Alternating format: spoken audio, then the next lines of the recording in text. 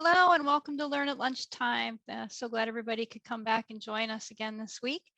I am Sherry Trimble, one of the museum educators at the State Museum. I'm going to be here for any technical support. So I am going to be bringing in our fine arts curator, Amy Hammond, and turning it over to her.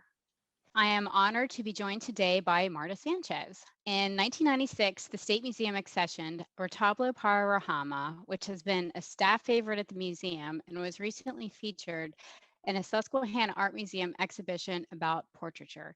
For today's program, Marta is going to be sharing Retablos, prints, and public art that she has created during her 40-year career.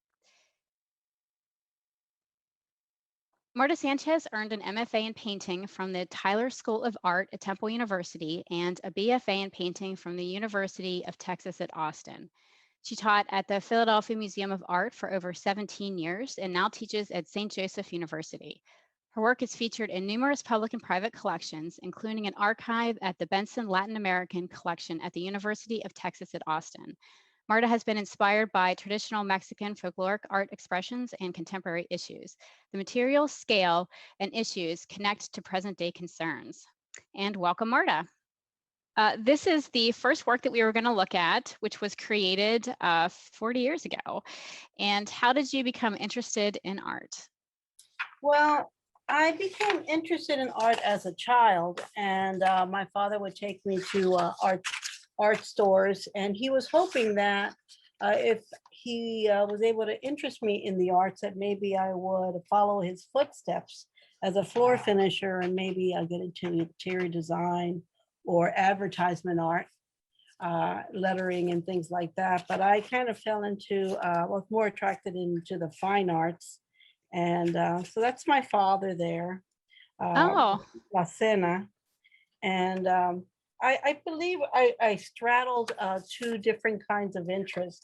The first being fine art and the beauty that I saw when I would go into a library, main library, and open art books. And I would just spend the whole day there as a child. My mother would give me money to go to the library, enough for lunch, and I would just spend my Saturday afternoons looking at art books. So the idea of wanting a beautiful work of art, I think, was something that intrigued me. And as a child, you didn't have any money, so making a work of art was the next best thing. As I continued studying, I would do that. And also I would find myself as a child interested in comic books and the narrative of comic books. So that was always a strong interest of mine. So throughout my life, I think I've been using those two attractions to the arts, was the visual and the narrative. And this one is my father waiting for dinner. And I did this right after I graduated from University of Texas with my BFA. And I believe that around that time, I realized that there wasn't a lot of Latino art that I could look at or, compare my lifestyle with. I mean, I saw a lot of beautiful work, but it really wasn't about the Latino community. And so I wanted to incorporate paintings that showed everyday life of my family in a way that wasn't stereotypical, but maybe more of an essence of life on Seguin Street, where I was born and raised. So my father's waiting for lunch and thinking. He always just had a very pensive way of just waiting for his meal and talking about his day. But some of it was spoken and other parts was just meditative for some reason. I'll always remember him just sitting there and thinking about one thing or another, his day or family. It's a very sensitive portrait. Thank you. I believe I tried so many different styles in undergrad, which is, I believe, something you should do, try to find your way about about the world, as far as art around you. And it's University of Austin, University of Texas at Austin. It was a very narrative and expressive movement going on there, whether it was about Chicano art or whether it was more Texas art, which was very vibrant and loud and sometimes crazy. So it offered me the chance to try to find my voice, because I saw so many people using it in that way. So that's one of the things that I really felt that once I graduated, that I was given the license to explore what I wanted to say, not just make something for the sake of art, but to start making notations of who I was and who my community was, and how we were a part of the aesthetic, in the art world. We did have chickens, and there was this little painting in the back, and it was a painting of my only idol, which was a Spanish painter who did a still life of quince and melons. And in high school, I did a painting of it, and I put it in the living room. Okay. And so it was, and the reason I liked him is because his last name was Sanchez. But he was a priest. Oh, there you go. He was a priest, and he was doing a lot of that still life with fruits and vegetables. And this is a very famous painting of study of cabbage, melon, and quince. Okay. That is wonderful. And this is Retablo par Ruhamah, which is the one in our collection. And could you tell us, what is a retablo, and how were you introduced to the media? Well, the retablos is something that I just really fell in love with because there was a big collection at the University of Texas at Austin. They had a really large selection of retablos in their Latin American collection, and I fell in love with them there because I just thought that they were so honest and they straightforward in what their narratives were. And that was one of the ways that I was able to merge the idea of painting something beautiful, but also having a storyline. Those two things that attracted me, as I said in the very beginning.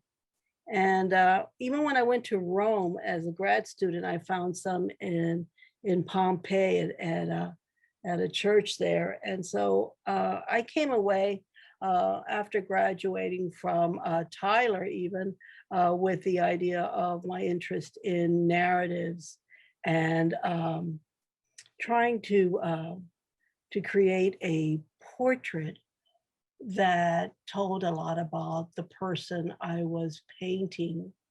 And this one, Ruhamah, was is one of my best friends. And she was very proud of her heritage. Her mother is Jamaican and her father is Canadian Indian. So she always collected imagery and would make owls and bears as her spirit symbols. So I wanted to have that there. And she's always a great listener and used to like to just sit in the pub with her husband, listening to people's stories. So I asked her to sit for me and wanted to make it a point to celebrate her in her heritage, because I knew how important mine was, and I wanted to offer the opportunity to celebrate her culture of both parents, as well as the person that she is. And what draws you to Retablos? Is there anything in particular? I just think, the humanity of it all. I mean, of connecting to someone and being able to bring light to the validity of every person is worthy of being written about or painted about.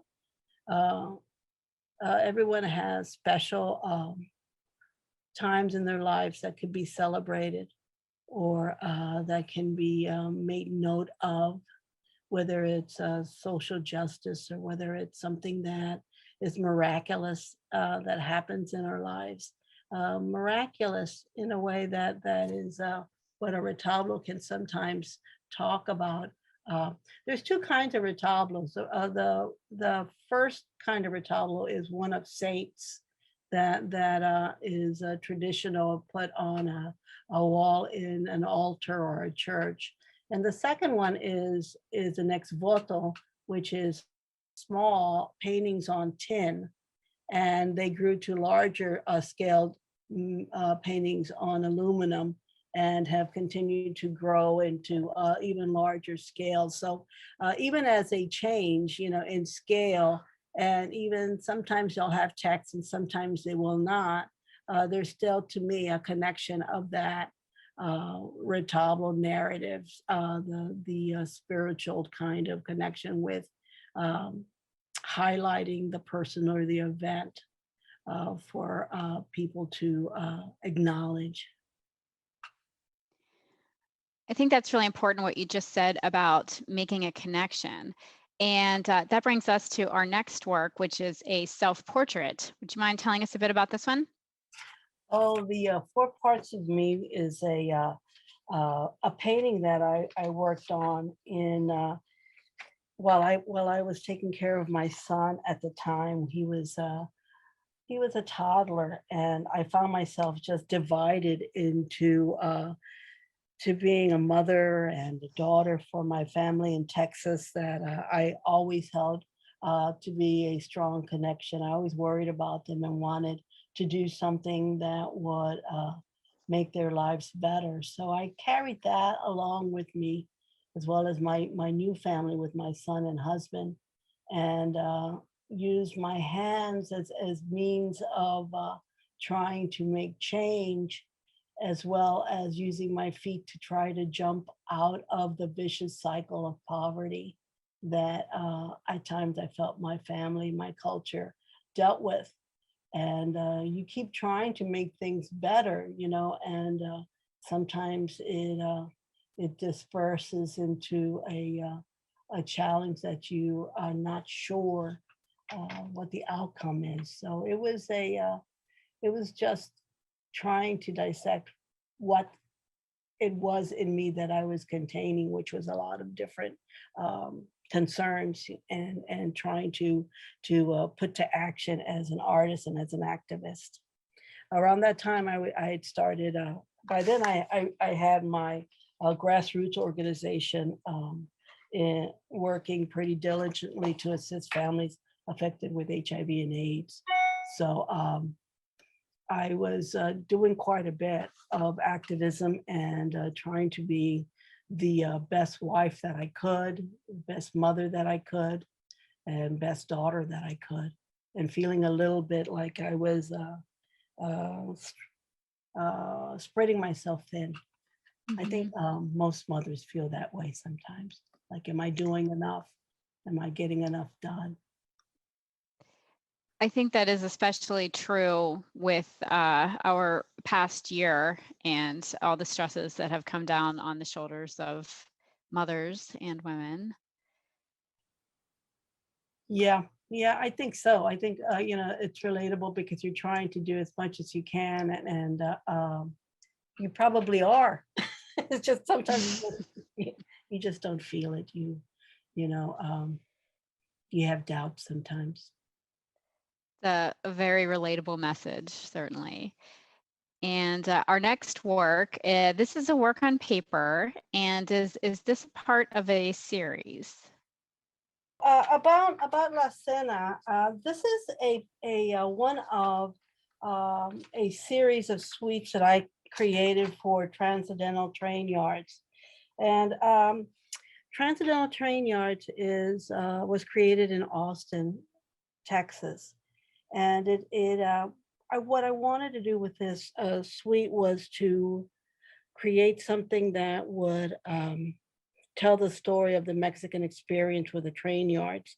Since my family they have a house right across from the train yards, and I grew up drawing the trains as a child, and I wanted to dig into the history since I found myself drawing this landscape from the time I was a child till after graduating from college. I would visit my family and often do drawings of the train yard, and became interested in the history of it. And with my father telling me that I had a family that from his side that worked in vaudeville acts and traveled through the train yard system in the 1920s in a vaudeville acts called carpas, which are tent oriented little small carnivals or circuses. I thought that I would try to add more to just the landscapes that I had been producing. And then I met poet and folklorist Norma Y. Cantu, and we talked about it when we first met about the trains. And while I had these images of how people may have been participating in the train yards, making the maybe having the circuses and performing with lions, and my grandfather, the lion tamer, and my grandmother, the dancer, she had a different experience. Her grandfather worked for the train yards, and he was working there. He had been invited to come from Mexico to work with them in the Bracero program that the U.S. had put together so that they could have people from Mexico work in the train yards. And so he was working and was very happy there and was very proud of his work. And then all of a sudden, once the program was over, was let go. So the impact, the social impact, the family impact on how her grandfather felt very depressed and sent to Mexico was something that left a memory in Norma about the critical aspect of the workers that were on the train yards. And so I think together what we did was I would create images based on historical photographs of how the Mexican Americans or Mexicans were a part of the industrial age, of America that really wasn't noted. And while sometimes my work, I would create the images, Norma would respond. So it's really two different sides to this. If you look at the images and then you look at what Norma had to say about it.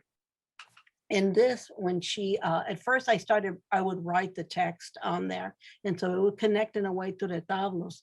But then I asked her to write it. And so she went to the studio and she would write on Mylar, and then we would print it. And I loved her to see her handwriting on there. Mhm. And since she's a poet that believes in the movement of mixing languages, because that's how Tex-Mex is, and that is a valid language in the sense that we use it every day, combining Spanish and English. I'll read it to you, and I'll read it to you twice because it is translated at both times, sometimes in English and sometimes in Spanish. Alone with others, a woman forgets she is not alone. Juntos, el pueblo unido, sí, no, jamás ser vencido juntos. We eat, we meet, we talk and sing. Somos nada y somos todo. The second one is solo o y contra, con otros, la mujer y el hombre se olvida que no está solo, sola. Together, the people united. Yes, no, we will never be defeated. Together, comimos, nos reunimos, hablamos, cantamos. We are nothing, we are everything. So this is about a group of workers that are having their dinner at night inside a cargo train, and being illuminated by just candlelight and working together and eating together and finding themselves as a part of a community as they work on the train yard. We are going to look at a work in a few minutes that also includes the work of a poet too. And I love, Marta, I love hearing about your family connections to how you integrate that into your work. And the next work is also very personal. And who are the individuals in this work? Oh, this work is about Blanca Estela, and it's a parent and grandparents of Blanca Estela. I was working with, I was invited by the Philadelphia Folklore Project to participate in the Independence Foundation grant, and through them, I was able to receive a grant to travel and to work on a special project. So I decided that I wanted to interview my great aunt, who was at the time 100, and try to go to Mexico, as well as I would like to go to Spain as well, to see about the family connection with my grandmother. I was very close to Blanca Estela. I was born on her birthday, and I had so many fond memories of her that I wanted to create something that would tell the story of Blanca Estela, who was the only daughter of Maria de Jesus. And so in this, Blanca Estela is a grown woman with the outline. She is the major figure there. And inside the figure, there is her mother, Maria de Jesus, on the far right, and her father on the far left, Pablo Cortés. Inside the two figures is the parents of Maria de Jesus. And that is the grandparents that were from Mexico, which is Jesus de Hoyos and Delfina Villarreal. Now, before this, we really didn't know much about our grandparents, our great grandparents. And so I wanted to make sure that I was able to get this information for myself, and then for my aunts and uncles and cousins, mainly for my aunts and uncles, so that we could have a narrative together about our past. Since I was born in San Antonio, and my grandmother was born in Coahuila, Mexico, there was never a time where we went to Coahuila, because everyone left Coahuila during the Mexican independence, during the time, of the Mexican Revolution. That's when everyone left Coahuila and went on the train to San Antonio. There was mass exodus around that time when Pancho Villa was in the northern half of Mexico. So you'll find that a lot of San Antonians are from Coahuila, and it was something that I wanted to put into art and create as many of these images. So what I did is I hung out with my great aunt, as I said, who was 100 at the time. She's 103 now, and we still talk.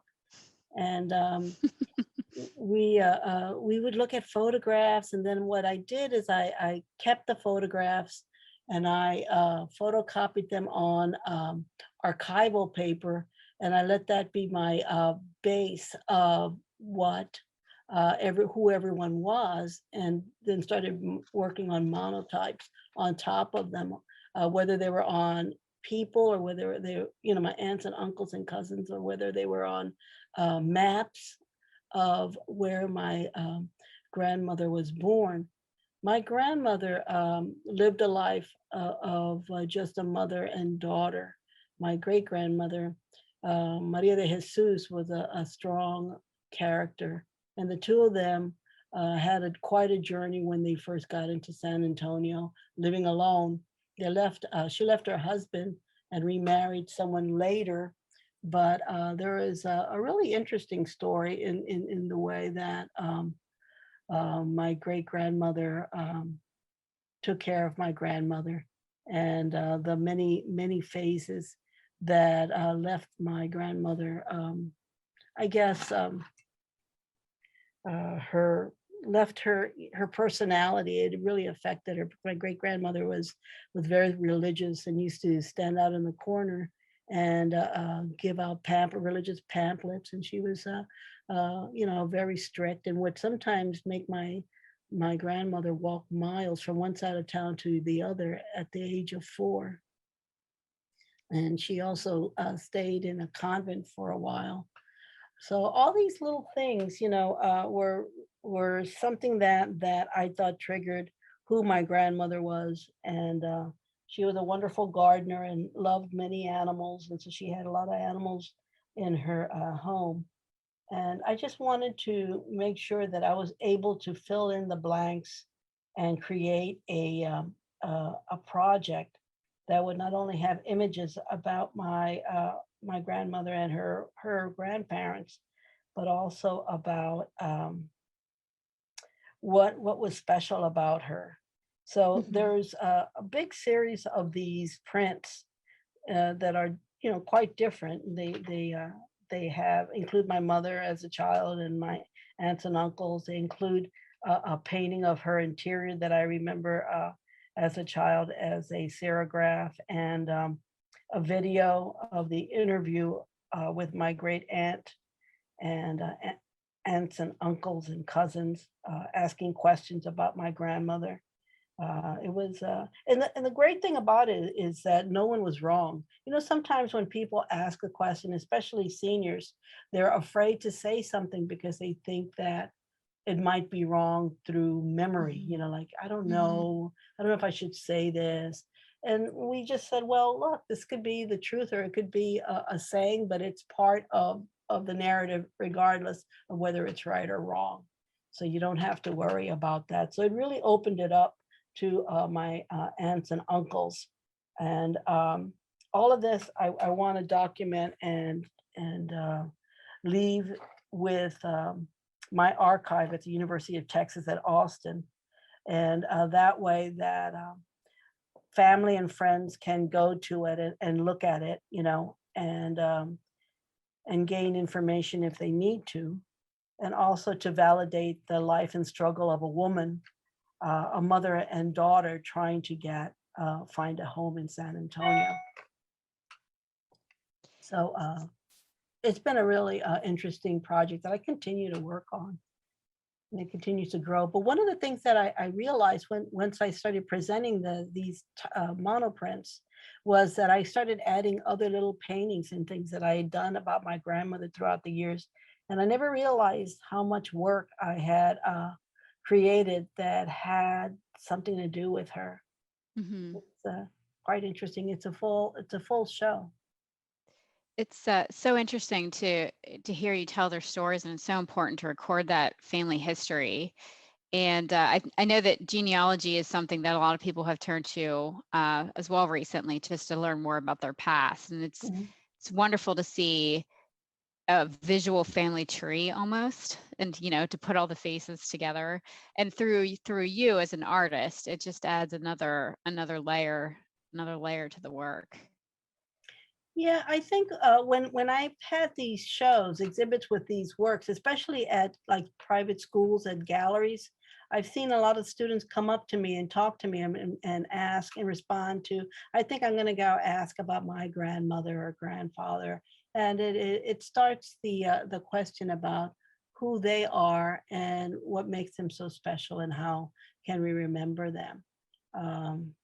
And I like the fact that sometimes when I do something that it's tangible to many people, as much as it is about my Mexican or Latina culture, there's always aspects of a universalness that can offer us, a place to start talking about commonalities. That's very true. It's very inspiring, and I'm so happy to hear that so many of the students that you've worked with have decided to look into their histories as well.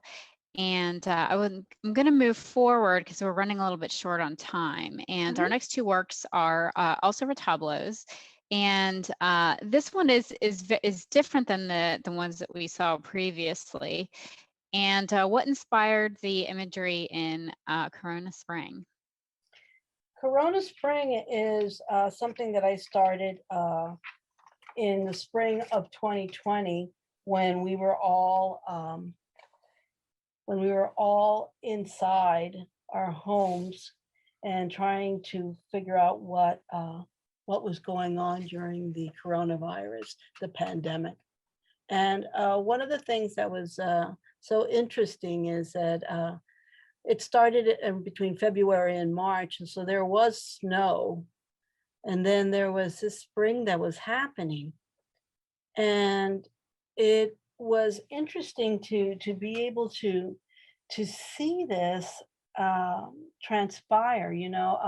The robin is one of my favorite birds because as soon as I see a robin, I know that spring is very near, and that I can get excited about all the bulbs that will be coming up. So it's a beginning to me, but how can this beginning continue when we're locked in? And so one of the things that I noticed was this idea of opposite actions going on where there is viruses all over outside, and yet there was this nature that continued to be going outside of all of that, and that nature prevails, and it is telling us that we are not in charge. Nature will do what it has to do, and will take over based on our actions. There are consequences, such as when I say consequences, I think about the fires in California that was also going on. And there's all these different environmental problems that we have been challenged with. And yet, there you look outside, and even with the challenges, you see how resilient, aspects of nature can be. And we are not the people. I just feel that we're not the ones that are in control. We can try to be in control, but I think this is one of the first things that I find, that we are vulnerable, and we are just like nature, and we're not above it. I think that's definitely something we can all relate to at this time, especially as we enter into a new season in 2021. And this next work is also has a very personal family connection. Would you mind telling us about this one? Yes, this is Muñeca Mouse. This is a portrait of my great, or grandniece rather, not my great, my grandniece, Marisa Anaí Cardenas. I created this along with a couple of other retablos this during our time in 2020 lockdown. I did a lot of painting, and I found myself wanting to paint things in the event that something happened. And like everyone was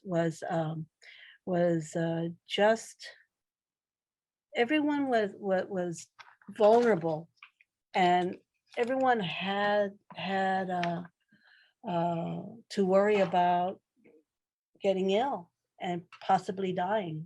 It didn't matter, what age, what gender, what race, what economic bracket you were, and anyone and everyone had to worry about this. And because of that, I just felt like I needed a clean house and take care of things. And one of the things I wanted to make sure I did was to make these certain retablos for family members and friends. And so it's a part of my Before I Go series. That's what I called it. And I wanted to make these paintings that I was sharing with my sister Chayo, who was my dear close older sister, who loved her grandchildren so much and would always photograph and send me these photos of her grandkids. And I was able to send them to her, and we talked about them as I painted them. And I made this one because Marisa was wearing her Minnie Mouse outfit, and I thought it was just adorable. And I just wanted to see something beautiful, something precious for a little while. And I wanted to enjoy that moment away from all the things that we were facing, on a day-to-day manner, just always worried about what was coming up next. And so to see her and to do a painting of her and to give her this painting, which she, of course, gave to my nephew, her Marisa's father and mother, brought a lot of tenderness and joy for both of us. Unfortunately, my sister passed away this year, and I miss her dearly. But I'm very glad that I was able to give her this and that we could experience it together. It is a very joyful painting, and I think you're right. It is nice at this time to look at something and just something that's beautiful and charming and joyful, and to share that. So thank you for sharing this one with me. Sure. As well. And next we're going to move to something very different, and this is a public art installation. And could you tell us a little bit about Reclaiming Gurney Street? Yes, I was offered this opportunity from with ASA, the Hispanic Association of Contractors and Entrepreneurs in Philadelphia, in the Fair Hill, St. Hughes neighborhood, the northern part of Philadelphia, which is the Latino area. And they were working on this neighborhood and having a neighborhood plan called the Goodlands 2025. And what they wanted to do was to work on the encampment that was in that area, an opioid encampment that had so many people from all over the East Coast living and dying there as they dealt with their opioid addiction. So children and seniors were all living nearby, and ASA was really trying to find a way to clean it up so that the children and the seniors would feel safer and not have to deal with that right next to their homes. So they asked Conrail to create this fence in the area and clean it. And once they did that, they invited me to create a public art piece with the fencing.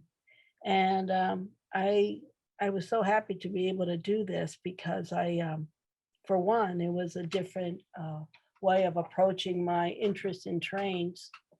And the second thing was that it really resonated a need for compassion in the in the whole idea of the opioid problem in the community. So I made these steel cutouts and had them powder coated so that the trail, while you're looking at the trail, you can enjoy them from the trail and also from the trains as they drove by.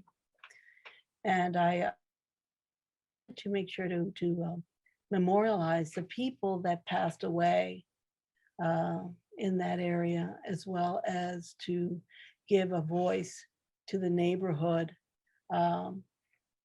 for the city to understand.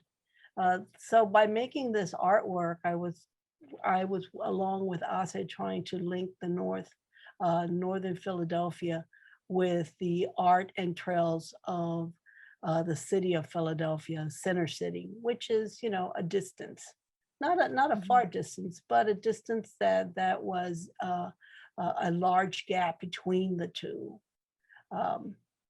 where people would probably think that maybe the northern Philadelphia was just all about the opioid problem, rather than doing that, changing it into, instead of the bad lands, the good lands, and reclaiming that area. So I decided to make these various sculptures, and I invited David Acosta, who is a poet, to work with seniors, and they created poems, and they were also metal cutouts that were powder coated and covered 80 feet in one section, and I believe 30 feet in another section of fence. And because of the fencing, and because it was tend to go into an orange color, the rebar was a color that I had to think about. And I decided to make my sculptures orange. And in this one, I had it as a red sculpture, and I couldn't help but think about a saying that I wanted to put there, which was "return love." And at first, I was thinking that was meant for those that were on the train when they leave, and you say, "Return, love, like come back. Don't forget to come back." But the more I thought about it, and the more, it was on there, I found it as a different total meaning, which was return love, city, return love, come back, help us make sure that we keep the opioid problem away from our community. We've had so much of it. Return love. Don't forget about us.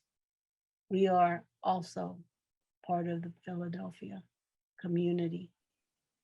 We are not the ones where you just leave the problems, the addiction. We are not the source, because people from all over end up there with the addiction. People of all races, people from all over the East Coast, people from all backgrounds, economic backgrounds. This is not something that was because of the Latino culture.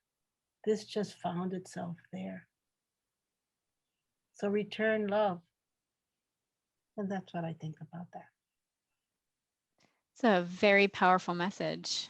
And thank you for sharing. I think that we are at a good place for questions.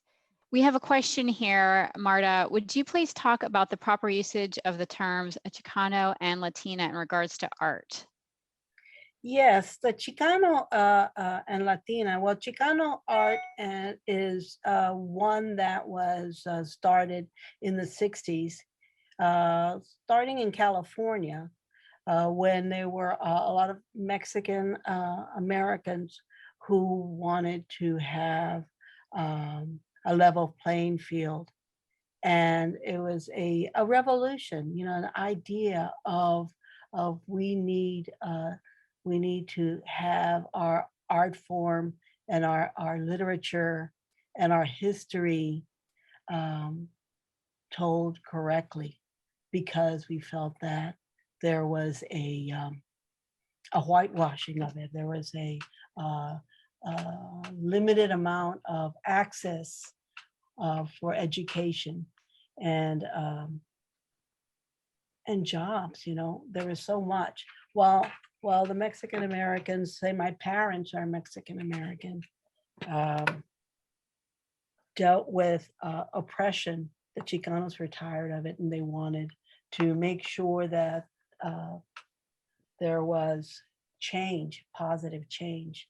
Latina is Latina art, or even Latina art is more, I guess, open with artists of all Latin American backgrounds. And while we still have the same, might have certain aesthetics that are similar, there is a very specificness in Chicano art for the sake that it was a struggle that started with the land that was taken from Mexicans, during the time of uh, of the Texas, annex, when the Alamo, and of different times where the Mexican land was originally ours, and then all of a sudden it was stolen. So there's all kinds of history, injustice, and need to change the history, or to be a person of action. Chicano to me means being an activist and creating your own path if there is not one in front of you. Because for the most part, if you look into museums, there are very little artists that are in there that will have the word Chicano, because it's taken a long time for the museum to acknowledge that movement, even though the movement has been there since the 60s. And there are very many universities that have degrees in Chicano studies. So it's valid, but it's hard for people to validate that. Yeah, there's certainly an important history there. And we have a technical question here. Do you prime your surfaces before you start painting? There are times that I do, and there are times that I don't. If I want to see the surface of the metal, so some of them might have, if they're copper, I prime around it, like I draw on it, I prime around it so that I can see the surface of the copper or the aluminum. Other times I do prime them. And we have a question here about context. It says, your work seems very honest and direct, qualities I would imagine will come across in any context. Does context matter for you as the author of these works? Yes, they do. Context does matter. And it often makes me feel that I have to, I think about it in the sense of what I'm going to work on and how I feel about the world, because that's how I understand it, through visual, and the way that I talk about it is also by painting it. So what I see and how I describe it is the way that I communicate. And here's a question here, I think, about materials. Why do you choose to paint on metal rather than, it says, more traditional materials? I think that metal, in your case, is the traditional material as it relates to your history. Is that correct? Yes, that is. It started out, I mean, I paint on, I've painted on canvas and on wood. I for one thing, I think I like the harder surface. Like I sometimes paint on masonite, but even when I paint on masonite, I'll add some metal to it. And so there will be a connection with that. And the metal, the overall, when I use metal as my surface, it is the connection with the ex-voto and how it changed through time. And sometimes I use corrugated aluminum, and it still, to me, feels like a retablo in a sense that it's metal, but it's almost like metal of the 21st century. It's like moving on to more commercial surface as opposed to the traditional. And things change, we change, I grow, and progress. And so I incorporate it without really thinking about it too much, but as a natural step to go forward. Mm-hmm. And we have one last question here I wanted to ask. You are an artist, an activist, and also an educator. And do you have any advice for our other educators out there? Well, I think that as an educator, it's important not only to create art with the students and show them how to do it, but how to have meaning for them individually, and how to tap into something that is bigger and stronger than just the piece itself. I'm always I teach a lot of students drawing one, and a lot of them are not majors. But I always hope that at the end of the class that they will find their voice and make their mark a personal mark, so that it is something that is useful, something that is a part of their daily lives, and not a mimicry of what they think art should be. Well, thank you very much for your work as an educator. That is an absolutely invaluable part of our society, and I appreciate everything that you're doing for the next generations of artists. And I think we are running very short on time, so I thank you so much for taking the time to share your work with us and to help us learn about all of your very important projects. I want to thank you so much for having me. I appreciate it, and look forward to seeing everyone or seeing you again. Thank you. Thank you so much. Next month, you'll join Amy and I with one of our other curators, Katie McGowan. I'm kind of looking forward to this. So fashioning a new nation, creating identity through clothing and post-Revolutionary War portraits. I think this is going to be fun, Amy. Yes, it is. Yeah, and then we got a couple others coming up, of course, butterflies and moths next week. But thank you everybody for joining us for Learn at Lunchtime, and we hope to see everybody next week.